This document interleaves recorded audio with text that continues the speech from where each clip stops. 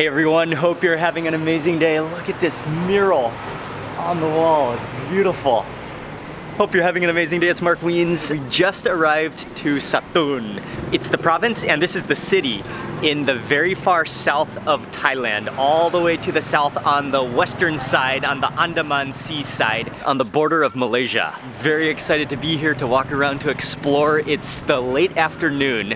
We're gonna go on a walking tour of Satun. We're gonna walk around, see some of the sights. And then after we walk around for a little while, we're gonna go to a restaurant, have a quick dinner, and then it is a Saturday, which they have a big Saturday night walking street, so we'll probably just walk through. I'm excited to explore and show you a little bit of Satun.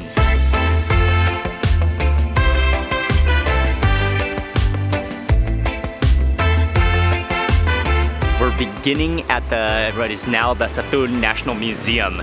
But originally it was built back in 1902 built by the governor of Satun as a house, as a mansion for King Rama V when he would come to visit the south of Thailand. And now it is the Satun National Museum. It's not open right now, but if you do have a chance to go inside, displays some of the history of Satun as well as some of the furniture and some of the antiques that resided in the house.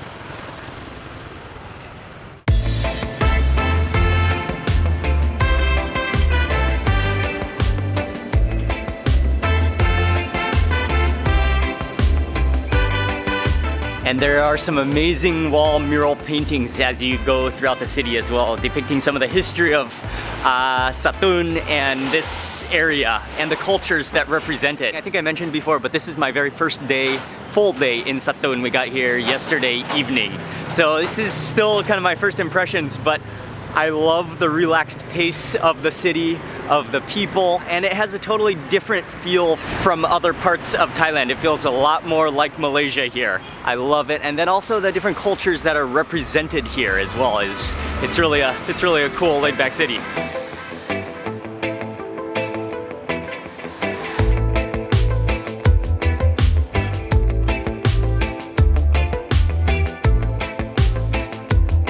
Just a short walk down, and I think this is really the center of the city. Home to Satun Central Mosque, which is a beautiful mosque, and it's within a whole roundabout kind of section. It's also right next to the clock tower, which signifies the center of the city as well. But today is a little bit different because they've closed the road, because every Saturday night there is a market of all things, from clothes to trinkets to food, that sets up on the streets surrounding the mosque. But this area, yeah, it's just really nice. It's really pleasant. It's also a home to a lot of the government buildings, a lot of the government offices in this area. This is really the downtown of Satun.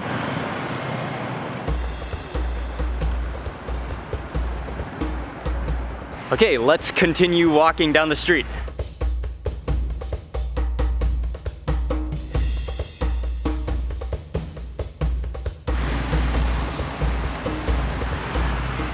In addition to being predominantly Malay and Thai Malay, there's also a Sino-Portuguese, a Portuguese influence. So as you're walking around, you'll see some Portuguese buildings, classic buildings, but then also a small Chinese influence as well, and a Chinese population. So there are some Chinese temples, there are some Chinese cultural murals as well, and some buildings as well. So far, I'm thoroughly enjoying Satun. It's such a relaxing, such a great city for just walking around.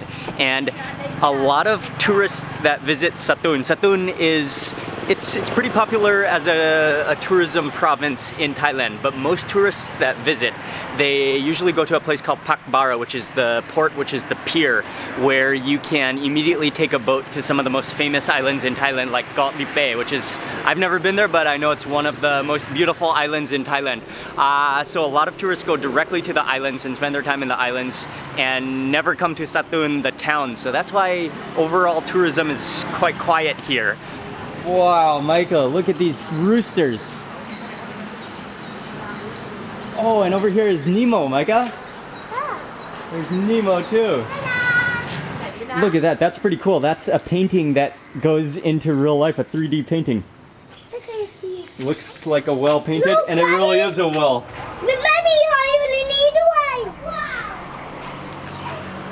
That is pretty cool. That's very creative. Oh, an elephant, Micah, on a seesaw? Micah, go stand over there and ride with the elephant. Yeah.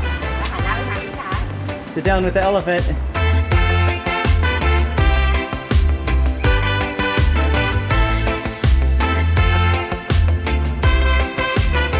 Local public transportation, and this one, I'm pretty sure that's a jambada. That's a chambadak fruit on the top. And then the other one is carrying santal fruit. Both of which are very abundant throughout Satun. And then keep on walking down the main street a little ways and you get to one of the city's main Chinese, I believe, Taoist shrines and temples. It's just a small city, but it's very multicultural.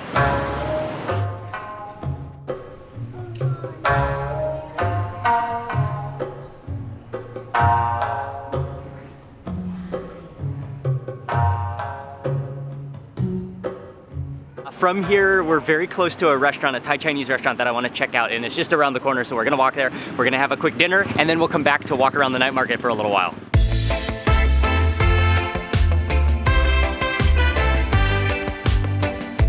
Just a 10-minute walk, or even less, from the center of town is a famous seafood restaurant called Nong Nee, and it's well known, but the food looks really good, so I wanted to come here for an early dinner. And menu is very extensive. They have a whole range. Mostly, I guess you could call it a seafood restaurant, but they have Southern Thai food, they have just normal, central, typical Thai food, and then lots of seafood on their menu. First thing that almost always comes out in Southern Thailand is the vegetable platter.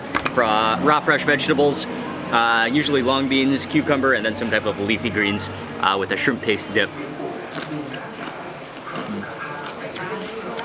Oh yeah, I love it.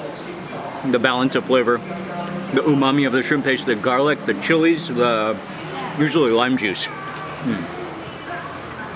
Really good.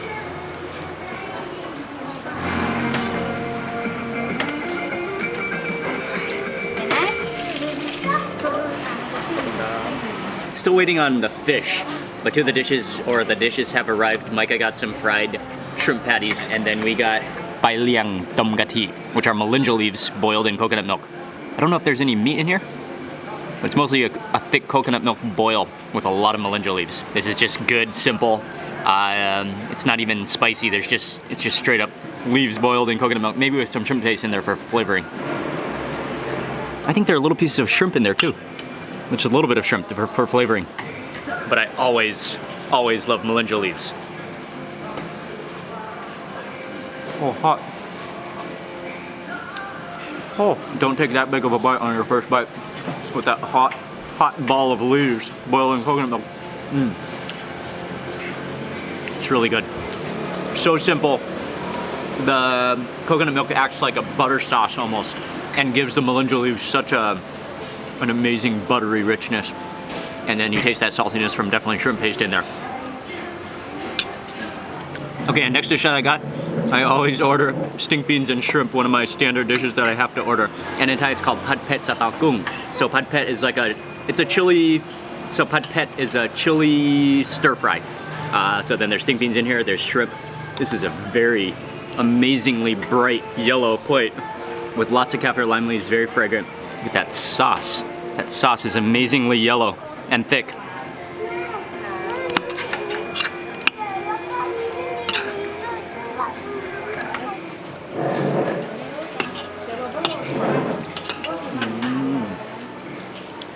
Wow, it's not spicy, maybe a little bit spicy, but that curry paste is really nice. I think you can taste a lot of lemongrass, turmeric, and I think there must be yellow chilies in there. Could be a little bit spicier, but it is really good. And then the final dish that we got, the main centerpiece, the dish I'm most looking forward to, is called pla nung buai. And the fish in Thai is called bla gulao. I'm not totally sure I don't know the English name, but it looks like a type of mullet. But I'm not totally sure. But anyway, it is steamed with a salty plum sauce. So there's plums, there's ginger, the Chinese salted plums, and it looks like, what looks amazing is it looks like they poured on some hot toasted fried garlic on top to make it extra fragrant. That smells incredible. You take a bite of the fish, then you get a little bit of that. Oh, and I want some of that garlic too. And then you add a little bit of that garlic, the ginger, and you get everything in one bite.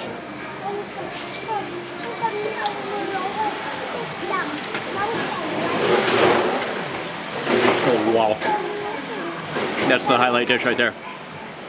That balance of flavor, that sharpness of flavor. Salty, slightly fruity, mostly just salty and sour. And then with the ginger, with the toasted garlic in there. So clean.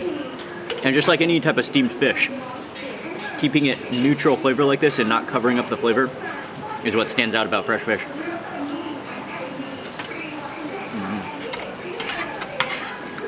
Oh, that's awesome.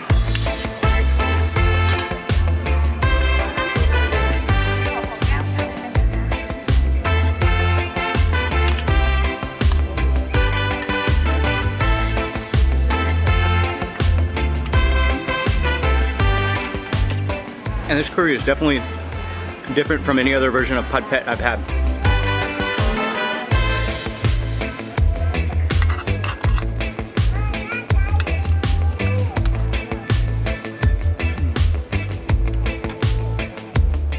But the fish is the highlight for me.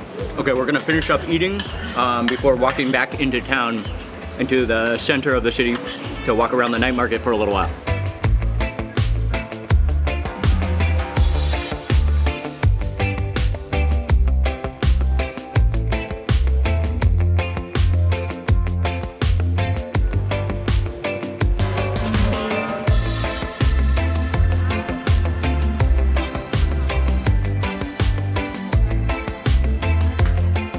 This is the start of the walking street where the market begins, but I believe that this is if you look up here, I believe this is a Portuguese, Sino-Portuguese architecture shophouse style. And if you do look around, you will notice the architectural styles. There's some really nice architecture and buildings and preservation within the center of Satun as well.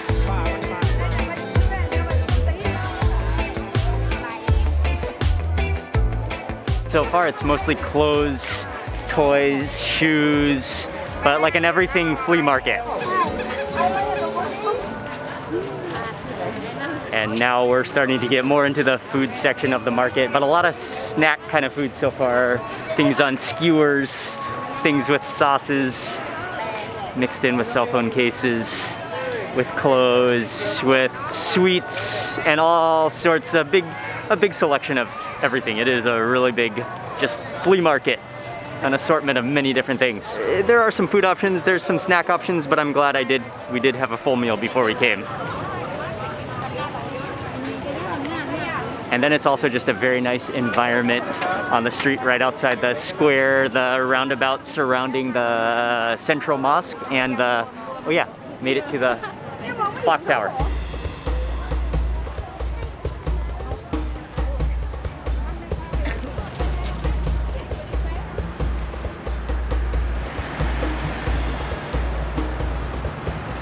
And so we've come to the end of the walking street night market, Saturday night market, but it was really nice just to walk through. It's one of those markets where everybody from the city eventually ends up kind of walking through here every Saturday night, especially if you're right in the center of the city. But that's gonna wrap up this walking tour, this brief walking tour introduction. My first day, full day in Satun. Really enjoyed it. It's a pleasant city. Even though it's a small city, it's a melting pot. It feels a lot like Malaysia. It has a very relaxed, very relaxed, slow pace, especially compared to Bangkok, where we normally live. And again, most visitors that would come to Satun, the province of Satun, they would go straight to one of the islands or the national parks. But it could be definitely worth it to spend a night or two in Satun, the town. There's also some great food here, which I'll be showing more of in other videos. But that's gonna wrap it up. I'll have the information in the description box, and I want to say a big thank you for watching this video.